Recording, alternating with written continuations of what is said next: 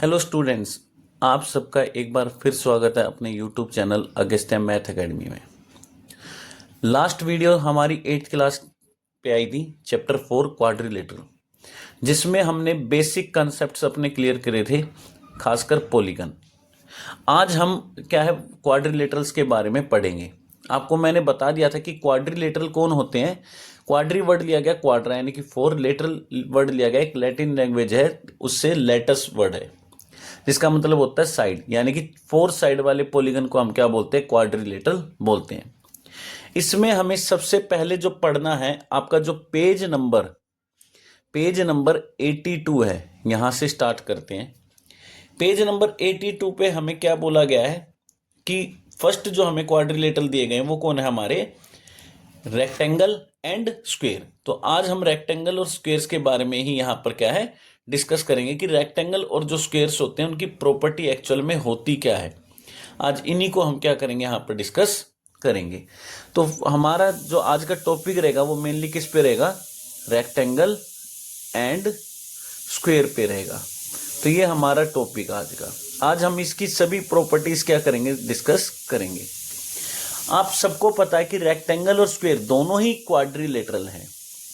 Rectangle आपने पहले भी पढ़ा है, 6th क्लास में पढ़ा है, 7th क्लास में पढ़ा है कि रेक्टेंगल किसको बोला जाता है। रेक्टेंगल वो क्वाड्रिलेटरल होता है जिसकी अपोजिट साइड्स क्या होती हैं, इक्वल होती हैं। तो हम इस तरह से ये क्या करेंगे, मार्क कर देंगे। देखो ये जो ज्योमेट्री में मार्क होते हैं ना, इनको अच्छे से समझना है। यहां पर एक सिंगल मार्क है तो यहां पर भी एक सिंगल मार्क है, इसका मतलब होता है ये लाइन आपस में क्या है, इक्वल है। इन दोनों पे डबल मार्क है तो इसका मतलब ये दोनों लाइनें क्या है, इक्वल है। इसी तरह हम एंगल्स में लगाते हैं इक्वल शो करने के लिए। तो यहां पर हमें पता होता है कि रेक्टेंगल एक वो क्वाड्रिलेटरल है जिसमें पहला पॉइंट क्या होता है कि opposite sides are equal. Opposite sides are equal and parallel to each other, और एक दूसरे के क्या होती है, पैरेलल भी होती हैं। यह बात हमेशा याद रखना। सेकंड जो प्रॉपर्टी होती है इसकी वो क्या होती है कि हमारे जो रेक्टेंगल होते हैं उनके सभी एंगल्स का मेजर क्या होता है, 90 डिग्री होता है। ऑल एंगल्स मेजर और ऑलवेज इक्वल, और वो हमें क्या कितना मिलता है, 90 डिग्री। तो हम यहां पर लिख सकते हैं कि ऑल एंगल्स मेजर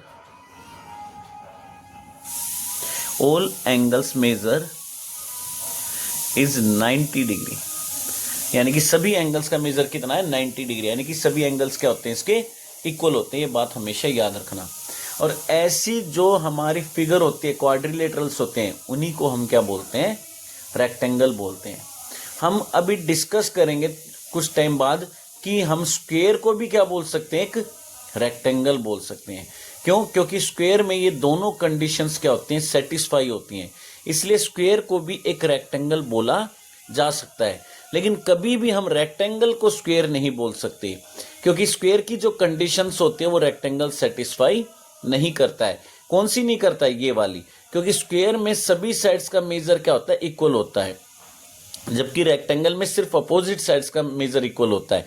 तो रेक्टेंगल को स्क्वायर नहीं बोला जा सकता, लेकिन स्क्वायर को एक स्पेशल रेक्टेंगल बोला जा सकता है, क्योंकि स्क्वायर जो रेक्टेंगल की ये प्रॉपर्टीज होती है, कंडीशंस होती है ना, इनको स्क्वायर क्या करता है, सेटिस्फाई करता है। तो इसलिए स्क्वायर को हम एक स्पेशल रेक्टेंगल भी बोल सकते हैं। ये हम अभी डिस्कस करेंगे थोड़ी देर बाद। अब यहां पर सबसे पहले जो आता है वो क्या आता है, एक कारपेंटर प्रॉब्लम दी गई है। हमें यहां पर इसी से समझना है, कारपेंटर की एक प्रॉब्लम दी गई है जिसमें हमें कुछ क्या है, क्वेश्चंस पूछे गए, हमें उनका क्या है, सॉल्यूशन फाइंड आउट करना है। अब क्या हुआ कि कोई एक कारपेंटर था जिसके पास क्या हुआ, कोई 2 वुड थी। अब उन वुड को उसको क्या करना था, अरेंज करना था इस वे में कि वो क्या बना पाए, एक रेक्टेंगल बना पाए। तो उसने क्या किया, उन 2 वुड को, जैसे एक वुड ये है और एक वुड ये है, उसने क्या किया, उन दोनों वुड को कुछ इस तरह से क्रॉस में रखा और अरेंज किया। अब वो क्या चाहता है कि इनके चारों वर्टेक्स पे क्या करे, वो इस तरह से चारों वर्टेक्स पे क्या करे, एक थ्रेड लगाए, यहां पे, यहां, यहां, फिर इधर और ये इधर, ताकि ये क्या बन जाए, एक रेक्टेंगल बन जाए। तो उसको रेक्टेंगल बनाने के लिए हमसे पूछा गया कि क्या क्या होना चाहिए। तो सबसे पहले उसने क्या किया, उस लेंथ को एक को ऐसे रखा और दूसरी जो वुड की स्टिक थी उसको ऐसे रखा। अब वो यहाँ पर 4 वर्टेक्स हो गए। अब इन चारों वर्टेक्स को वो क्या करता है, इनको थ्रेड से बांध देता है इस तरह से। एक ये हो गया, दूसरा हमारा यहाँ गया, फिर थ्रेड से यहाँ बांधा उसने और फिर थ्रेड से यहाँ पर उसने बांध दिया। अब वो इन वुड को किस तरह से एडजस्ट करे कि किस तरह से उनको लगाए कि ये जो यहाँ पर थ्रेड बांधने के बाद आएगा ना, ये उनको क्या चाहिए, एक रेक्टेंगल चाहिए। तो ये रेक्टेंगल बनना चाहिए। तो यहाँ पर उसके मन में कुछ क्वेश्चंस आए, आपके मन में भी आएंगे, क्योंकि आपको पता है ना सीबीएसई क्यूरियोसिटी पर ज़्यादा फोकस करिए, जानने की इच्छा होनी चाहिए कि ये कैसे बना सकता है। तो यहाँ पर हमसे कुछ क्वेश्चंस पूछे गए कि what is the length of the other diagonal, what is the point of intersection of two diagonals, की जो पॉइंट ऑफ इंटरसेक्शन है इसको क्या बोलेंगे। What should be the angle between the diagonals, की जो डायगोनल्स है ना इसके, इनके बीच में जो एंगल होगा वो कितना होगा। सबसे पहले आपको ये डायगोनल ही पता होना चाहिए कि डायगोनल किसको बोला जाता है। हमेशा याद रखना बच्चों कि जो डायगोनल होता है ना, ये वो लाइन होती है जो किसी भी पॉलीगन के दो नॉन कॉन्जिक्यूटिव पॉइंट्स को क्या करती है, आपस में ज्वाइन करती है। तो यहां से हमें एक और डिफाइन मिल गई डायगोनल, कि डायगोनल क्या होती है। तो ये वो लाइन होती है, line that joins any two non consecutive, consecutive का मतलब क्या हो जाता है, लगातार, यानी कि वो दोनों पॉइंट लगातार नहीं आने चाहिए। Two non consecutive points of a polygon, यानी कि किसी एक पॉलीगन के जब दो नॉन कॉन्जिक्यूटिव पॉइंट्स को ज्वाइन किया जाता है, उससे जो लाइन बनती है उसी को हम क्या बोलते हैं, डायगोनल बोलते हैं। तो ये हमारा देखो एक पॉइंट ये था, इसके साइड वाला इसके लगातार है, तो हमने इसको ज्वाइन नहीं किया, ये आ गया। अब ये पॉइंट और ये पॉइंट क्या है, नॉन कॉन्जिक्यूटिव है, तो हमने इनको ज्वाइन किया। तो ज्वाइन करने पे जो लाइन आई ना, इसी लाइन को क्या बोला जाता है, डायगोनल बोला जाता है। अब ये पॉइंट है, इसका कॉन्जिक्यूटिव ये भी है और इसका कॉन्जिक्यूटिव ये भी है, तो नॉन कॉन्जिक्यूटिव कौन है, सिर्फ ये। तो हमने इसको यहां पर क्या कर दिया, ज्वाइन कर दिया, तो ये भी क्या बन गया, एक डायगोनल बन गया। मैं आपको बिल्कुल A to Z basic concepts clear करवा के चलूंगा, आपका कोई भी पॉइंट छूटना नहीं चाहिए, कहीं पर भी आपको प्रॉब्लम नहीं आएगी। बस आप सभी बच्चों से एक ही रिक्वेस्ट है कि हम भी इतनी मेहनत करें, तो आप एक लाइक और सब्सक्राइब करते रहना, ताकि हमारा भी मोटिवेशन होता है ना, हमें भी अच्छा लगता है, फिर हमारे और भी अच्छे से वीडियो बनाने का मन करेगा। तो बस आप सबसे एक यही रिक्वेस्ट है, ठीक है ना। तो बस लाइक और सब्सक्राइब में कमी नहीं होनी चाहिए, जल्द से जल्द और भी वीडियो हम लाते रहेंगे। तो अब यहां पर उसका जो मन में पहला क्वेश्चन आया वो क्या आया था कि what is the length of other diagonal, कि दूसरे डायगोनल की जो लेंथ है वो क्या रखी जाए। और आप सबसे रिक्वेस्ट है कि इसको साथ ही साथ नोट डाउन करते रहना, ठीक है ना, और वीडियो को सेव कर लेना, ताकि एग्जाम्स के टाइम पर आपको बहुत ज्यादा हेल्प मिले। अब ये कह रहा है कि अगर मेरी ये एक लेंथ मान लो 10 सेंटीमीटर है, अगर वो रेक्टेंगल बनाना चाहता है कारपेंटर, तो पहला क्वेश्चन यही आएगा कि दूसरा डायगोनल कितनी लेंथ का उसको लेना पड़ेगा। अगर ये 10 सेंटीमीटर का, तो ये वाला डायगोनल उसको कितने सेंटीमीटर का लेना पड़ेगा। अब ये हमारा यहां पर क्या है, क्वेश्चन आया उसके मन में। तो अब हम ये जानेंगे कि कितनी लेंथ का रखेंगे इसको। तो मैंने क्या किया, यहां पर एक रेक्टेंगल बनाया पहले,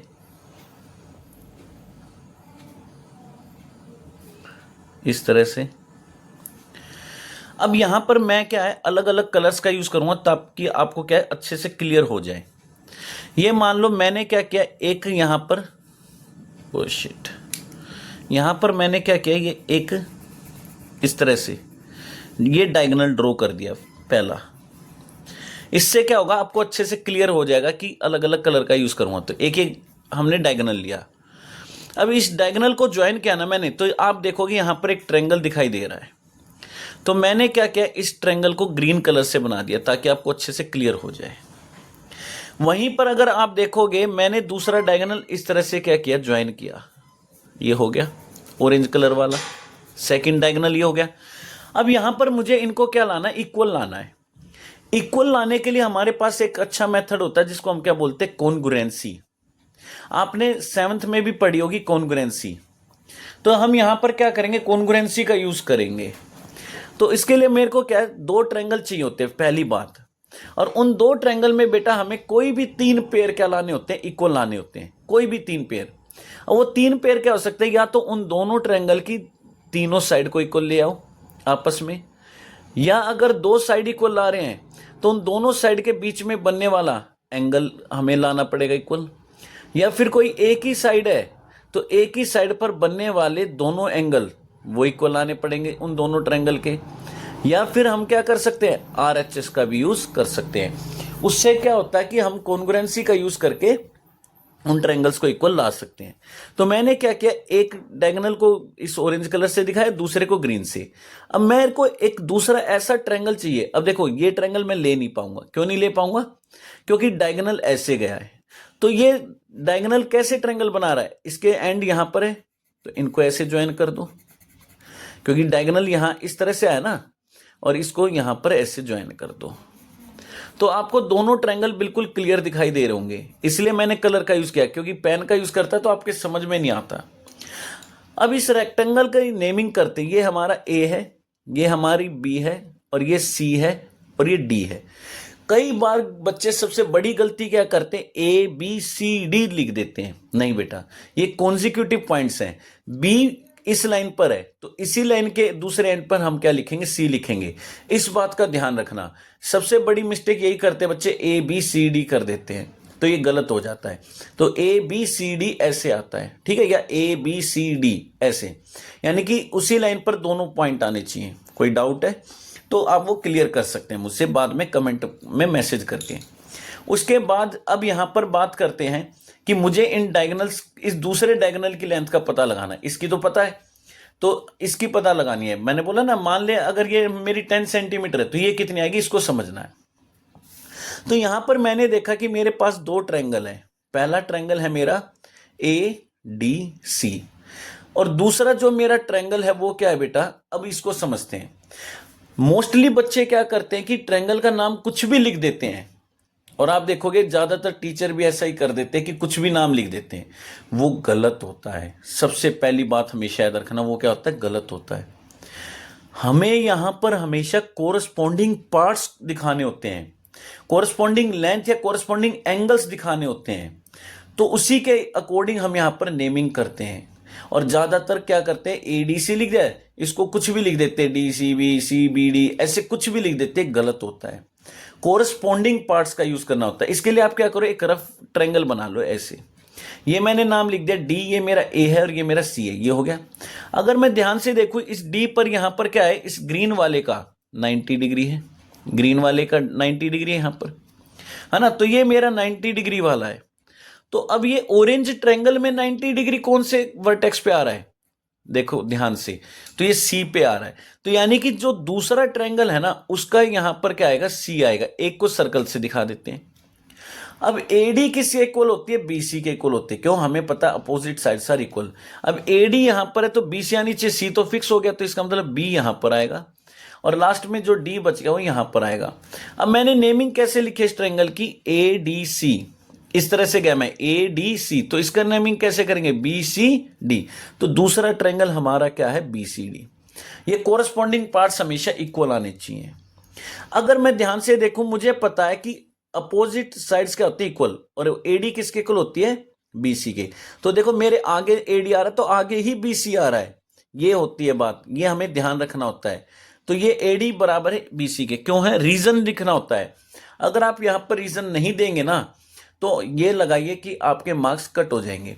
क्यों होता है, क्योंकि हमें पता है अपोजिट साइड्स आर इक्वल, कि जो अपोजिट साइड्स होती हैं वो क्या होती हैं, इक्वल होती हैं। ये कर दिया।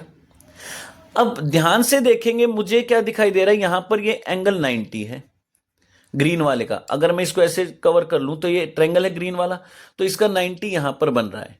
तो इसको लिख सकता हूं मैं कि एंगल ADC ऐसे, तो अगर मैं ध्यान से देखूं इस तरह से ऑरेंज वाले को कवर करो तो यहां पर भी क्या बन रहा है इसमें 90, और वो 90 कहां पर है सी पे, तो इसको क्या लिखेंगे बी सी डी, ये आपस में इक्वल होंगे, क्यों बोथ 90 है, इस तरह से। थर्ड, अगर मैं यहां पर देखूं डी सी किसके इक्वल है, सी डी के इक्वल है। अब कहोगे क्यों है, देखिए ये लाइन जो है ना फिक्स है यहां से यहां तक, ये ग्रीन वाले में भी आई है और ये ऑरेंज वाले में भी आई है, क्या बड़ी छोटी हो सकती है, नहीं हो सकती है, तो ये दोनों के लिए सेम इक्वल लेंथ है, तो इसके लिए हम वर्ड क्या यूज करेंगे, कॉमन है, ये दोनों ट्रायंगल की कॉमन साइड है, कॉमन है तो इसका मतलब क्या होगी, दोनों के लिए इक्वल होगी, तो इस तरह से कर देंगे हम यहां पर। अब यहां पर हमने क्या किया, 3 पार्ट्स इक्वल लेकर आए। अब आइडेंटिटी देखने की इनमें से हमने कौन सी लगाई है, हमने एक एंगल का यूज किया और एक एंगल वाली कौन सी है, एस सी एस है ना, दूसरी आर एच एस है, राइट एंगल। राइट एंगल के सामने वाली क्या होती है, हाइपोटेनस होती है, वो आनी चाहिए, लेकिन वो हमने यूज नहीं की है, इसका मतलब साइड एंगल साइड लग रही होगी। अगर मैं चेक करूं, ये मेरी साइड है और ये दूसरी साइड है ग्रीन वाले की, सिर्फ ग्रीन वाले की चेक कर रहा हूं, तो इन्हीं दोनों साइड के बीच में एंगल बन रहा है ना, तो प्रॉपर्टी कौन सी बनी, साइड एंगल साइड। तो मैं लिख सकता हूं, सो ट्रायंगल एडीसी कॉन्ग्रुएंट है ट्रायंगल बीसीडी के, और क्यों है, बाय साइड एंगल साइड है। कोई डाउट है, बाय साइड एंगल साइड क्या हो गए, दोनों कॉन्ग्रुएंट हो गए। अब कॉन्ग्रुएंसी क्या कहती है, कॉन्ग्रुएंसी कहती है कि कोई भी दो फिगर कॉन्ग्रुएंट ही कब होंगी, जब वो दोनों एक दूसरे को एग्जैक्ट ओवरलैप करेंगी। जैसे अगर मैं इस ट्रायंगल को इस तरह से रख दूं ना, ऐसे, ये 90 डिग्री है, ये डी है, ये ए है और ये सी है, तो वो दूसरा ट्रायंगल बिल्कुल इसको एग्जैक्ट क्या करेगा, ओवरलैप करेगा।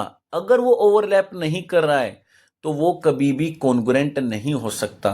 अब आप खुद सोचे, बिल्कुल एग्जैक्ट इसको ओवरलैप करेगा, तो एक बात बताओ, जितनी लेंथ एसी की होगी उतनी किसकी होनी चाहिए, इस, यानी कि ये क्या ऑरेंज कलर है, इसकी बीडी होनी चाहिए, एग्जैक्ट उतनी होनी चाहिए, तभी तो ओवरलैप कर पाएगा ना। अगर हल्का सा भी बड़ा छोटा होगा तो क्या ओवरलैप करेगा, कभी नहीं करेगा। और कॉन्ग्रुएंसी काम करती है ओवरलैपिंग पे, कि ओवरलैप होना चाहिए, तो यहां पर ओवरलैप हो गया। तो मैं ये लिख सकता हूं कि देन इसका मतलब जो एसी है वो किसके कुल होगी, बीडी के होगी। क्यों होगी, बाय सीपी सीटी लिख देते हैं, यानी कि congruent parts of congruent triangle या corresponding parts of congruent triangle, कि अगर दो कॉन्ग्रुएंट ट्रायंगल्स होते हैं, उनके जो कोरस्पॉन्डिंग पार्ट्स होते हैं वो भी हमेशा आपस में क्या होते हैं, इक्वल होते हैं। इक्वल होंगे तभी वो ओवरलैप कर पाएंगे, अदरवाइज वो ओवरलैप नहीं कर पाएंगे। तो यहां से हमें ट्रायंगल की नेक्स्ट प्रॉपर्टी पता चली, वो क्या, कि जो डायगोनल्स होते हैं ना, diagonals of a rectangle are always equal in length, कि वो हमेशा लेंथ में क्या होते हैं, इक्वल होते हैं, are always equal in length, कि वो लेंथ में क्या होंगे, इक्वल होंगे। तो हम ये प्रॉपर्टी यहां पर लिख देंगे कि diagonals are equal. Third property आ गई। ये प्रॉपर्टी अगर आपको याद नहीं होंगे ना बेटा, आप कभी भी सॉल्यूशन नहीं फाइंड आउट कर पाओगे। तो इस तरह से हमने क्या किया, यहां पर उसकी नेक्स्ट प्रॉपर्टी को अनलॉक किया, है ना, इसको फाइंड आउट किया।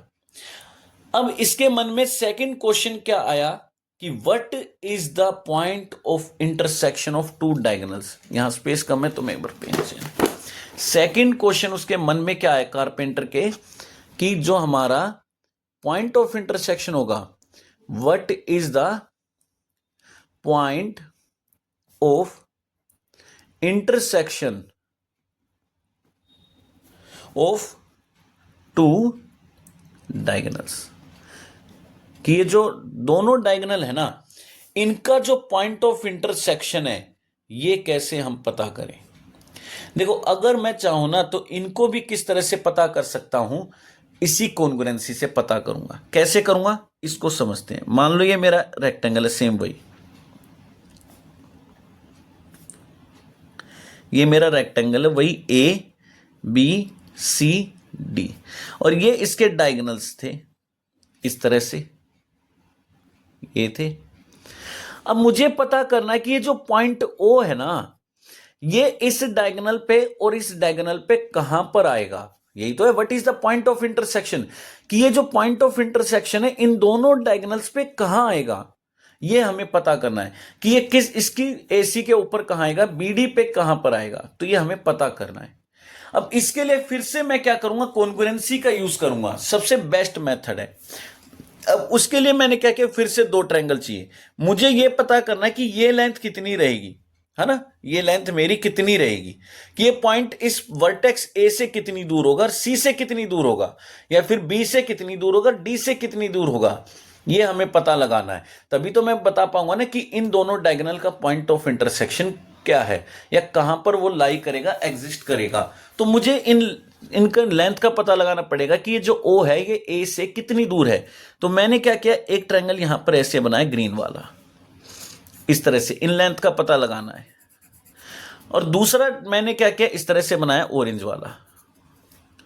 हम ट्रायंगल इस तरह से बनाते हैं ताकि हमारे जो पेयर है ना वो इक्वल आ जाए, यानी कि कुछ भी अपनी चॉइस से ले लेंगे, ऐसा नहीं होना चाहिए। अब मैं अगर देखूं यहां पर 2 ट्रायंगल बन गए। एक ट्रायंगल का नाम क्या है, AOD एंड ट्रायंगल। अब देखो बच्चे यहां करते हैं सबसे ज्यादा गलती, इस वाले में जो भी मैं कह रहा था कि लिख दिया AOD और यहां से लिख देते BOC। ये गलत हो जाएगा बेटा, ये यहां पर गलत हो जाएगा 100%। पता क्यों हो जाएगा, हमने पहली ही प्रॉपर्टी क्या लिखी थी कि रेक्टेंगल्स की जो अपोजिट साइड होती है वो इक्वल होती हैं और पैरेलल होती हैं। पैरेलल होती हैं, अगर पैरेलल होती है तो आपने याद होगा पढ़ा था 7th क्लास में, अगर ये मेरी दोनों लाइनें पैरेलल हैं तो ध्यान कीजिए बेटा, ऐसे गए यहां से, ये एंगल जो होते हैं एक इधर और एक इधर, ये हमेशा क्या होंगे, इक्वल होंगे लेंथ में। और ये इस तरह से ऐसे गए, ऐसे यहां पर, ये एंगल आपस में क्या होंगे, इक्वल होंगे। और ऐसे एंगल्स को हम क्या बोलते हैं, ऑल्टरनेट इंटीरियर एंगल। याद है ये पैरेलल लाइन है, ये ट्रांसवर्सल है। तो देखिए जहां पर इस तरह का कुछ जेड बनता ना, ये यानी कि ट्रांसवर्सल के एक एंगल इधर और एक एंगल इधर, ये आपने पढ़े थे, ऑल्टरनेट इंटीरियर एंगल होते हैं। तो ये दोनों लाइनें पैरेलल है। अगर मैं इसको ऐसे कर दूं थोड़ा सा इस तरह से, ये दोनों लाइनें पैरेलल है, ये ट्रांसवर्सल है, तो एक एंगल ट्रांसवर्सल के इधर तो एक इधर, ये दोनों आपस में क्या होंगे, इक्वल होंगे। ये बात समझ आ रही है। लेकिन बेटा ये इक्वल होंगे आपस में, इसकी कोई गारंटी नहीं है। अब देखिए, इसलिए मैंने आपको बोला था ये नेमिंग बहुत जरूरी है, आपको आनी चाहिए। अब मान लो ये मेरा ग्रीन वाला ट्रायंगल है जिसका नाम क्या है, AOC। रफली ड्रॉ करके देख लिया करो आप बेटा। अब मुझे पता है जब मैं इसको कवर करूंगा तो एंगल A और B तो इक्वल है ही नहीं। अगर इक्वल नहीं है, मान लो ये 30 और ये 40 है, क्या ओवरलैप कर पाएगा, कभी नहीं कर पाएगा। इसको ओवरलैप कौन करेगा, ये वाला एंगल करेगा, यानी कि A के ऊपर कौन आएगा, C, है ना। और B किसके इक्वल है, D के इक्वल है। ये बात समझ आ रही है। इसका जो D है, इसका जो D है इसके B के इक्वल है। तो यहां पर हम क्या लिख देंगे, ऑरेंज वाले का B लिख देंगे, और ये O बच गया तीसरा वर्टेक्स, तो ये यहीं आएगा। अब कहोगे तो ये ओवरलैप कैसे करेगा, देखो ये ट्रायंगल ऐसे है ना, तो पहले इसको इस तरह से टर्न करेंगे, फिर इसको ऐसे ओवरलैप करेंगे ना, तो नीचे ऐसे टर्न करने पे A नीचे आ जाएगा, D ऊपर जाएगा, फिर ओवरलैप करेगा। तो देखिए इसका ग्रीन का A है, ग्रीन का यहां पर A है, तो ऑरेंज वाले का क्या है, यहां पर C है। दोनों के O है, O बीच में है तो O आएगा, लास्ट में D आ रहा है, D पे कौन सा आ रहा है, B आ रहा है। तो ये इसकी प्रॉपर नेमिंग होगी। अगर आप ऐसे नहीं करते हैं तो आपका यहां पर क्या हो जाएगा, गलत हो जाएगा। अगर मैं यहां पर देखूं, इनमें क्या खास बात है, अब मुझे पता है इसकी AD है ना बेटा, और इसकी कौन सी, BC, आपस में इक्वल है। क्यों है, opposite sides are equal. Reason जरूर देना पड़ेगा आपको, नहीं लिखोगे बेटा तो गलत हो जाएगा। ये हो गया बेटा। उसके बाद अगर मैं बात करूं यहां पर क्या होता है कि एक और बात समझते हैं कि हमारा ये जो एंगल है A वाला और ये C वाला है, ये आपस में इक्वल हैं। अब कैसे हैं, मैंने आपको अभी बताया था, ऑल्टरनेट इंटीरियर एंगल। और ये वाला एंगल किसके इक्वल है, इसके है। तो अगर आप ध्यान से देखेंगे, इसी साइड पर, एक ही साइड पर दोनों कोने के एंगल हैं, तो ये कौन सी प्रॉपर्टी बन सकती है, एंगल साइड एंगल बन सकती है। या मैं क्या कर सकता हूं, ये एंगल भी ले सकता हूं। ये तो आपको पता है ना, जहां क्रॉस बनता है वर्टिकल अपोजिट एंगल, तो प्रॉपर्टी क्या बनेगी, एंगल एंगल साइड, है ना। तो कोई भी आप यहां पर क्या कर सकते हैं, इनमें से यूज कर सकते हैं। तो मैं ये वाली कर रहा हूं, तो मुझे पता है एंगल डी ए ओ किसके इक्वल हो जाएगा बेटा, डी ए ओ, ए वाला सी के इक्वल है, तो बीच में ए आएगा, बीच में सी आएगा, तो बी सी ओ के इक्वल है। क्यों है, ऑल्टरनेट इंटीरियर एंगल है ना। अब प्रॉपर्टी के हिसाब से लिखना होता है एंगल साइड एंगल, पहले एंगल लिखोगे फिर साइड फिर एंगल, ये भी ध्यान रखना हमेशा। फिर तीसरा हमारा पॉइंट क्या है, एडीओ किसके इक्वल हो जाएगा बेटा, एडीओ बी आना चाहिए, तो सी बी ओ के इक्वल हो जाएगा। क्यों, ऑल्टरनेट इंटीरियर एंगल्स हैं, ये भी हो जाएगा। तो मैंने इन दोनों ट्रायंगल के 3 पार्ट्स को क्या कर दिया, इक्वल कर दिया। ये बात समझ में आ गई बेटा, इन पार्ट्स को क्या कर दिया, इक्वल कर दिया। तो यहां पर क्या होगा, अगर बात करें तो इसका मतलब हमारा ये जो है ट्रायंगल दोनों के दोनों ये क्या हो जाएंगे, इक्वल हो जाएंगे। ए ओ डी कॉन्ग्रुएंट हो जाएगा C B C O B के, और प्रॉपर्टी कौन सी बनेगी, बाय एंगल साइड एंगल। अब जब ये दोनों कॉन्ग्रुएंट है, सोच के देखो, तो जब ओवरलैप करेंगे तो एग्जैक्ट करेंगे, नहीं तो हो ही नहीं सकते थे। अब मैंने देखा कि इसकी ग्रीन वाले की ए ओ है, तो ऑरेंज वाले की कौन सी है, सी ओ। इसका मतलब मैं लिख सकता हूं देन ए ओ किसके इक्वल आएगी, सी ओ के। यहां से भी देख सकते हो ए ओ आगे है तो सी ओ भी आगे है। ये कोरस्पॉन्डिंग पार्ट्स इसी तरह से देखे जाते, नहीं तो गलत हो जाएगा। और क्यों है, by C P C T, है ना। अगर मैं ध्यान से देखूं ए ओ इक्वल है ओ सी के, इसका मतलब ओ क्या, इसका मिड पॉइंट हो गया। ओ तो मिड पॉइंट होगा तभी तो इक्वल होंगे, है ना। इसका मतलब ये पॉइंट ओ क्या कर रहा है, इस लाइन को बाइसेक्ट कर रहा है। क्या कर रहा है, इसको बाइसेक्ट। उसी तरह अगर मैं ध्यान से देखूं इसकी ओडी तो इसकी ओबी, इधर भी देख लो, इसकी ओडी तो इसकी क्या आ रही है, ओबी, इक्वल हो जाएंगे, ओवरलैप करेंगे। क्यों, by C P C T. अब इसको भी ध्यान से देखें, ये ओ बी इक्वल आ रही है ओडी के, इसका मतलब ओ क्या, इस लाइन का भी मिड पॉइंट है, इसका मतलब ये भी मिड पॉइंट है। तो इसका मतलब क्या है कि जो डायगोनल्स होते हैं ना, वो क्या करेंगे, बाइसेक्ट करेंगे। ये दोनों डायगोनल एक दूसरे को क्या कर देते हैं, बाइसेक्ट कर देते हैं। और जो पॉइंट ऑफ इंटरसेक्शन होता है ना, पॉइंट ऑफ इंटरसेक्शन वो कहां पर लाई करेगा, इज मिड पॉइंट ऑफ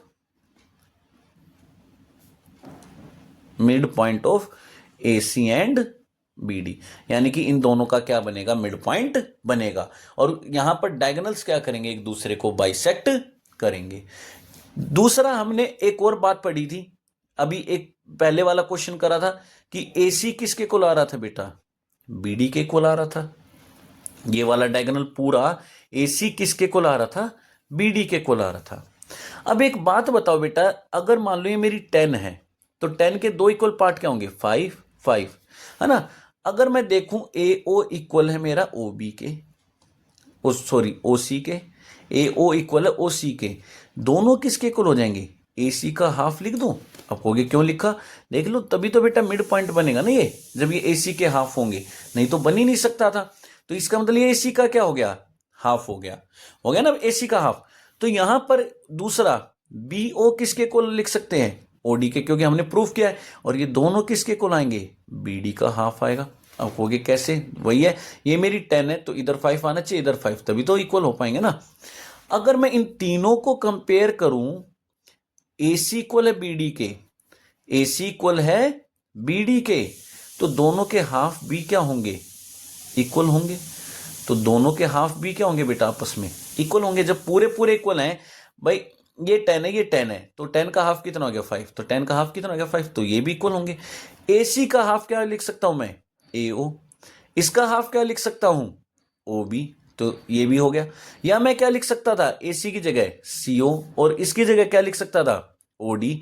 इसका मतलब क्या हो गया कि अगर कोई हमारी फिगर रेक्टेंगल है, तो ये चारों के चारों पार्ट आपस में क्या आने चाहिए, इक्वल आने चाहिए। अगर ये इक्वल नहीं आ रहे हैं तो हम कभी भी क्या है, रेक्टेंगल को फॉर्म नहीं कर पाएंगे। ये बात हमेशा याद रखना। ठीक है बच्चों, तो यहां पर आज हमने 2 क्वेश्चन इसके डिस्कस किए। आई होप आपको अच्छे से क्लियर हो गए होंगे। बेसिक से बेसिक कंसेप्ट हम क्लियर करके चलेंगे, यानी कि बस ऐसे ही कुछ भी करा दिया नहीं, बेसिक कंसेप्ट्स आपके क्लियर होंगे बिल्कुल A to Z। बस आपसे एक ही रिक्वेस्ट है, हमें भी सपोर्ट कीजिए, हमारे चैनल को लाइक और सब्सक्राइब कीजिए। Thank you.